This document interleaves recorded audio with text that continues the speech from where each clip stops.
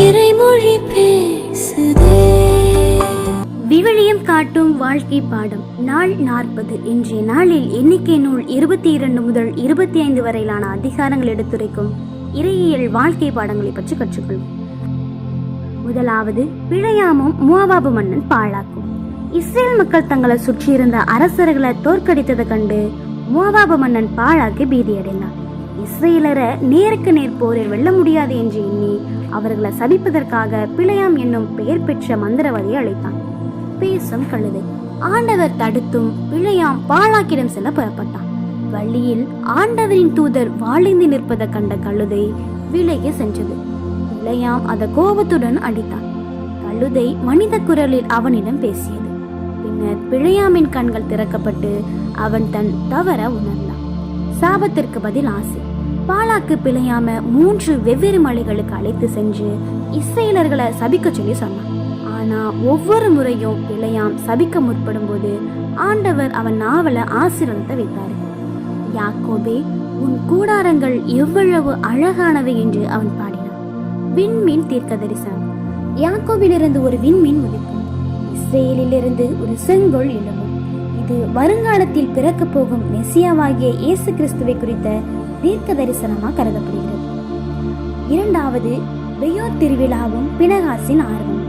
பிழையாமால் இஸ்ரேலர்களை சபிக்க முடியல. ஆனா ஒரு சூழ்ச்சியின் மூலமா அவர்களை பாவத்துல விழ செய்தான். விபச்சாரம் மற்றும் சிலையுண்டாடுவர். மோவாபிய பெண்கள் இஸ்ரேல் ஆடவர்களை தன் கடவுளாய பாகால் பெயோருக்கு பலியிட அளித்தாங்க. இஸ்ரேல் மக்கள் அவர்களோட விபச்சாரத்துல ஈடுபட்டு அந்நிய தெய்வங்களை வழிபட்டாங்க. இறைவனின் சினம். இதனால மக்கள் மத்தியில ஒரு கொள்ளை நோய் பரவியது. பினகாசின் செயல். மோசே மற்றும் மக்கள் அழுது கொண்டிருந்த போது ஒரு இஸ்ரேல் மனிதர் ஒரு மிதியானிய பெண்ணை தன் கூடாரத்துக்குள்ள அழைத்து சென்றான். இதை கண்டு கோபமுற்ற குரு எலையாசரின் மகன் பினகாசு ஈட்டியை எடுத்து அவர்கள் இருவரையுமே குத்தி கொன்றான். பினகாசின் இந்த வைராக்கியமான செயலால ஆண்டவரின் சினம் தணிந்தது. கொள்ளை நோய் நின்றது. 24,000 பேர் அந்த நோயினால மடிந்தாங்க.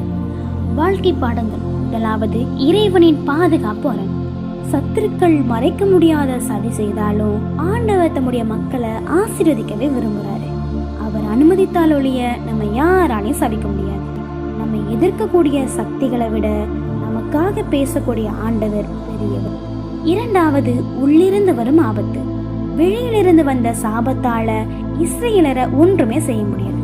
ஆனா அவர்களின் உள்ளே ஏற்பட்ட இச்சை மற்றும் பாவம் அவர்களை அழித்தது. சாத்தான் நம்ம சபிக்க முடியாது.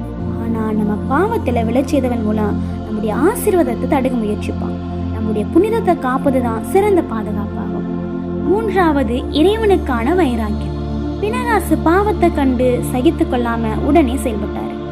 தீமையை காணும் போது மௌனமா இருக்காம நீதியின் பக்கம் நிற்கக்கூடிய துணிவு நமக்கு தேவை என்பதை தான் இந்த அதிகாரம் நமக்கு கற்றுத்தருகிறது. இந்த அதிகாரங்கள் நமக்கு கற்றுத்தரக்கூடிய இறையியல் சிந்தனைகளை நம்முடைய உள்ளங்களில் சிந்தித்து பார்ப்போம். நம்முடைய வாழ்க்கையில் பயன்படுத்துவோம். இந்த நாள் இனிய நாளாக அமைய வாழ்த்துகிறோம்.